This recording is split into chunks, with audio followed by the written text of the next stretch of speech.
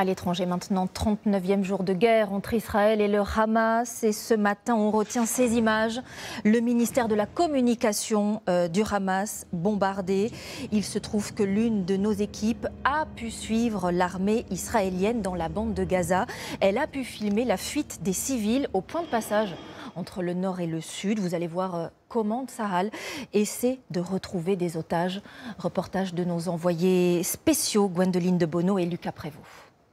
Nous sommes avec la brigade 828 qui sécurise ce corridor humanitaire établi par l'armée. Nous ne sommes pas autorisés à approcher plus. Si l'un d'entre vous est israélien, venez vers nous. Si vous êtes otage, n'ayez pas peur. Le commandant de brigade lance un message en hébreu et en anglais au cas où d'éventuels otages israéliens ou étrangers se trouveraient parmi les civils palestiniens.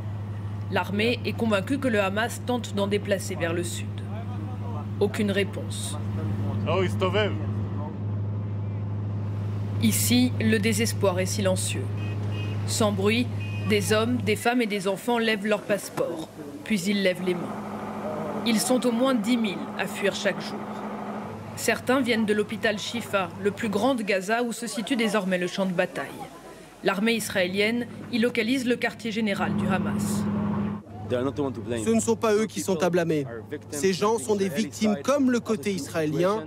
Toute cette situation est la faute du Hamas. Autour du corridor d'évacuation, l'armée israélienne poursuit sa campagne de frappe d'une ampleur inédite dans la bande de Gaza.